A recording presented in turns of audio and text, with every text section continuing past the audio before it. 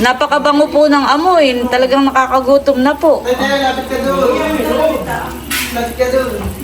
At ito na po lahat yung atin pong mga nagawa na Spanish bangus sardines. Ito pong mga nasa garapon ay ipapadala po natin ito kana Idro. Tsaka po kay Kim.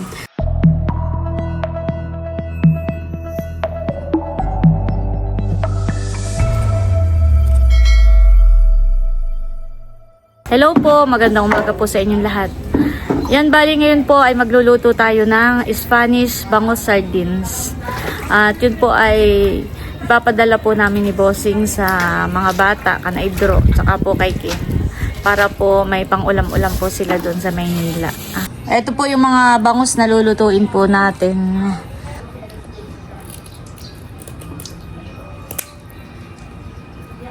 Ito pong ating mga bangus ay hindi na po kakaliskisan. Ginugupit ko po yung mga palikpik.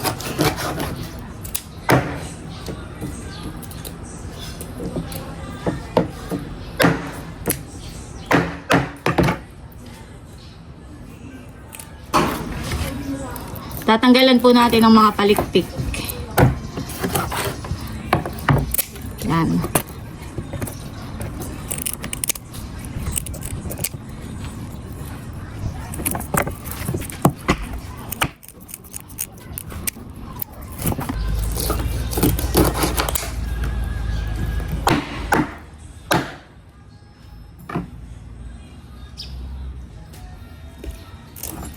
Si Boss po ang taga-putol, ako ang taga-tanggal ng palikpik.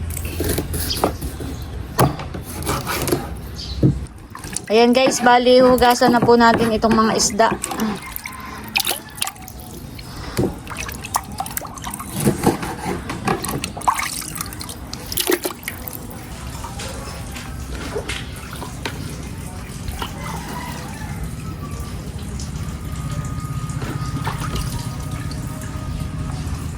Kung kinaliskisan kayo. Nandudurog po nila na yun. Ito pong tubig sa palanggana, ilalagyan po natin ng asin.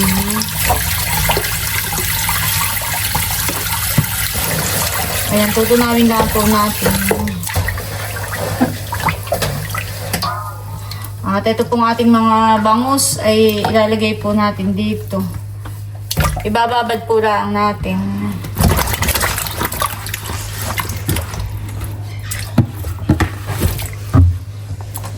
Yan pong ating mga bangus ay ibababad lang muna po natin diyan sa tubig na may asin. Mga 30 minutes po. Ayan po, at habang yung ating mga bangus ay ating binababad, ay ito pong mga sangkap na isasahog po natin ay atin na rin pong hihiwain. Saka po itong mga carrots, saka po bawang. Tatanggalan na natin ang balat para mahiwa na po natin. Kanina po galing kami ni Bossing sa bayan. Bumili nga po nitong mga kailanganing pangrekado. Magluluto nga po ako ng bangus sardines. At papadala ko po sa Maynila, kana Idro. Para sila po doon ay may pang-ulam-ulam. At sila po wala nang time magluto, yung dalawa po ni Kim. Sila po ang pasok ay alas 7 ng umaga. Dapat po sila mga bago pa mag alas 7 nasa school na. Tapos ay minsan po dumadating sila ay alas 8 na ng gabi. Kaya wala na po talagang time magluto.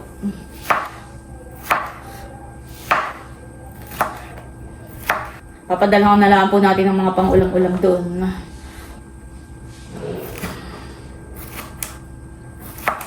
Ayan po, at bali ito na yung mga sangkap na kakailanganin po ng ating pagluluto ng Spanish bangus sardines. Ito na nga po yung ating bangus. Ito po ay binabad natin kanina sa tubig na may asin. Tapos ito po yung mga ingredients na ilalagay po natin.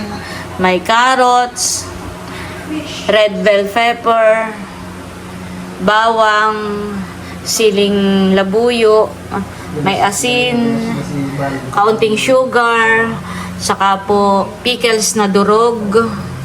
Lalagyan din po natin ng liquid seasoning, kaunting toyo, may black and green olives. Ayan po. Tapos lalagyan din po natin ng pamintang buo, dahon ng laurel. Lalagyan din po natin ng ketchup. Pwede rin pong gamitan ng tomato sauce o tomato paste kung ano po yung available sa bahay. At mantika. Ang ilalagay ko pong mantika ay canola oil. Mas maganda po sana kung olive oil, kaso po ay mahal naman po. Napakamahal. Kaya ito na lang pong canola oil ang ilalagay po natin. Bali, ito po ay pagsasama-samahin lang po nating lahat sa isang pressure cooker. Doon po natin lulutuin para mabilis pong lumambot ito pong ating mga bangus. Okay lang po ito? Oo, okay na yan. Si Bal po ay kumuha po ng dahon po ng saging. At gagamitin po natin yung paklang na yan. Panlagay po dun sa ilalim po ng pressure cooker. Para po hindi magtutong. Ano, Teo? Gusto mo na yun, mahal ko? Gusto mong laruanin na yun? Ayan po, bale, ito na yung mga paklang po ng saging. Ilalagay muna po natin dito sa pinakailalim ng pressure cooker para po hindi nga matok yung ating lulutuin. Lalagyan po natin ng carrots. Dadamihan po natin ng carrots sa pinakang ilalim.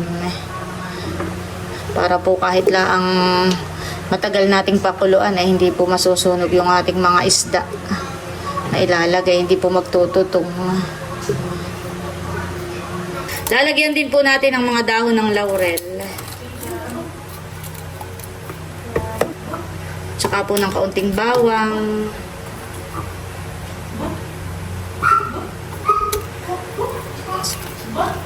Tsaka po ng bell pepper. Lagyan din po natin ng pickles. Tsaka po ng black olives.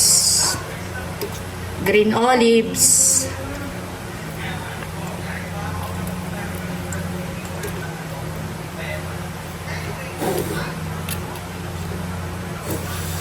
Pamintang buo.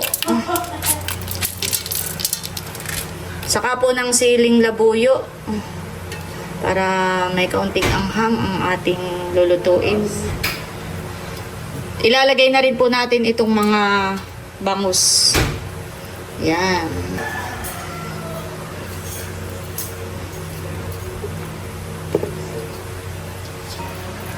Lalagyan din po natin ng kaunting asin. Ayan, at maglalagay po ulit tayo ng carrots. Ganayon po ulit. Salitan lang po.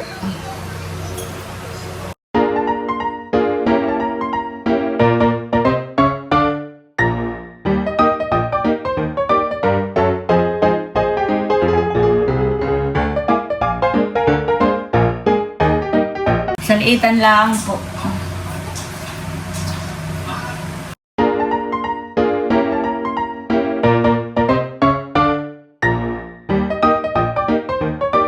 Yan guys, bali salit-salitan nga lang po itong ating gawa. Lalagay na po lahat natin ng mga ingredients niya. Ayan guys, dinagdagan ko po ng sili at yung po mga anak ko mahihilig po sa maanghang.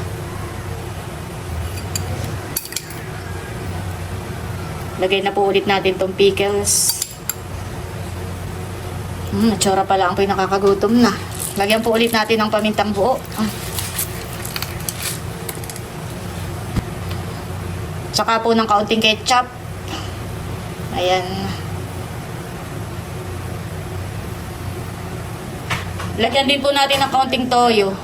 Tansyahan lang po yung paglalagay ko po ng mga ingredients. Tsaka po ng liquid seasoning.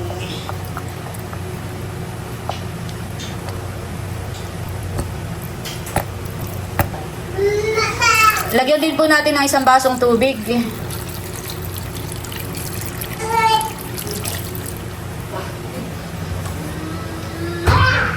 Ayan, at lalagyan na po natin ng canola oil. Mas maganda nga po sana kung olive oil. Ay kaya lang po ay mahal na.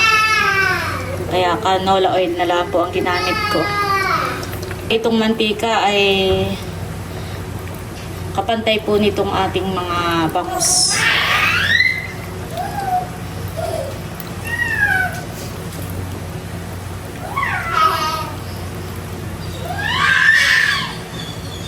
Okay na kaya ayan.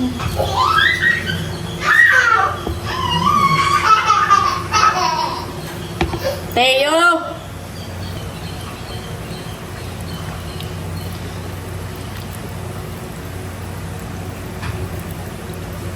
Bago po natin ito tuluyang takpan, ay lalagyan po natin ng kaunting suka.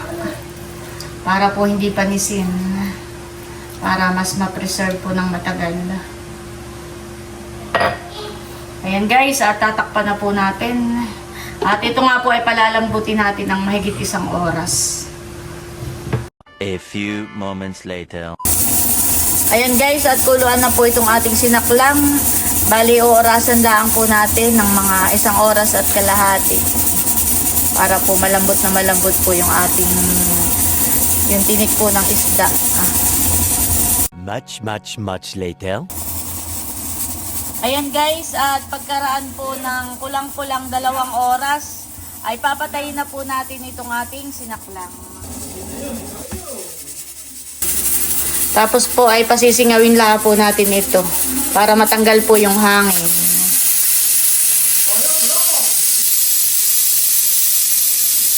Sinong nadating?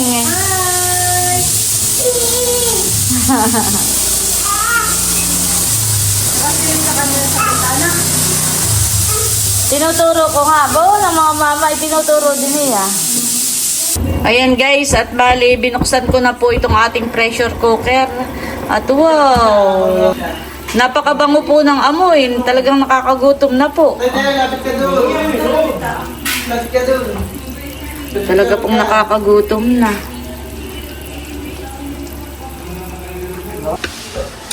Ayan guys, bali dahan-dahan ko lang pong inaahon tong mga isda sa ibabaw. At ito po yung mga parting gitna po nung ating bangus. Ay ito po yung ipapadala ko po kana idro. At ang uulamin po namin ay yung buntot at saka po yung mga ulo. Ay yun po pala ay nandun sa ilalim. Kaya ito pong nasa ibabaw ay atin po munang aahonin.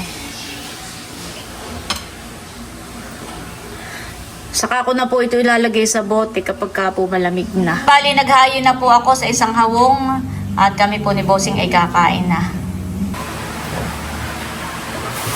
Ayan, at bali kami po ay kakain na. Let's pray! The name of the Father, the Son, the Holy Spirit. Amen. Lord, thank you po sa lahat po ng mga blessing at sa mga pagkain po na pagsasaluhan po namin ngayon. In Jesus' name, Amen. Sa ngalan ng Ama, ng Anak, ng Espiritu Santo. Amen. Kain na po. Kain na po. Hindi na po ako gumamit ng serving spoon at kamilaan naman po ni Bossing ang kakain. Ako na yung carrots at papatakmin ko sa kayo. Wala kang maraming sili. Kaya tumabakam. Hindi nga, wala nga lasa. Napahang. O ano, nalasa kang pahang. Masarap. Mamaya tayo at baka mainit pa.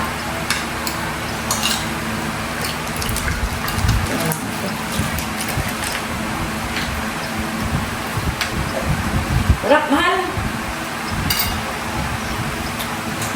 Pagkaluto po kami kumain na agad ni Bossing. Medyo hindi nagtanghalian, anong oras na.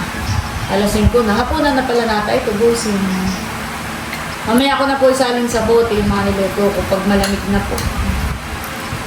Para hindi po magpawis sa bote. Sarap! Sarap po! Napakambok ng sili. Sabi nila hindi. Ayan po, at bali may mga garapon po tayo dito. At ito po ay malinis na. At magsasali na po tayo. Ito pong ating mga nilutong bangus. Bali, inihiwalay ko na nga po dito sa hawong itong ibang isda. Para po mabilis lumamig. Ayan. Ayan guys, bali nagsali na po tayo sa mga garapon. Yan. Ito pong mga nasa garapon ay ipapadala ko po kay Idro at saka kay Kim. Pero ito pong nasa ibang lagayan na ito po yung mga pang-ulam-ulam po namin. Ayan. Lagyan din po natin ng sili. Oh, mother, tatay, ulam po ninyo. Ayan. Bangus sardines. Wow! Baka nakikita walang tinik. Oh, May tinik po, malambot. tatay. Salamat at may ulam. Kain pati tinik at yung malambot. Tao po. Ano ang bangus sardines? Dito pa sila yan. Salamat. Salamat na. The next day.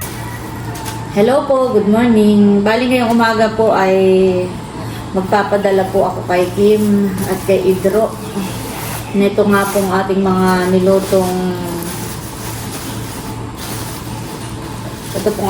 nilutong bangus.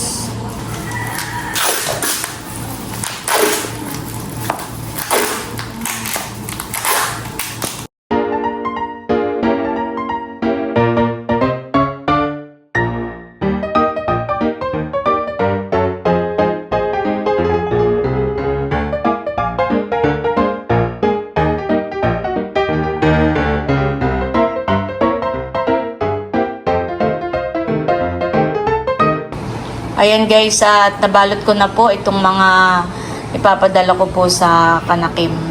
Yan po, bali na ipadala na nga po natin yung mga niluto nating bangus sa Maynila. Tapos po ay may mga ilang gamit at damit din po ako na isinama po doon po sa padala. At bali hanggang dito na lamang muna po ulit itong aking vlog. At muli, maraming salamat po ulit sa inyong lahat. Sa lahat po ng aming mga subscribers, viewers, silent viewers, sa lahat po ng aming mga supporters at sponsors. Maraming salamat po ulit sa inyong lahat sa walang sawang pagsuporta at panonood. Mag-ingat po tayo palagi at God bless po sa inyong lahat. Bye-bye!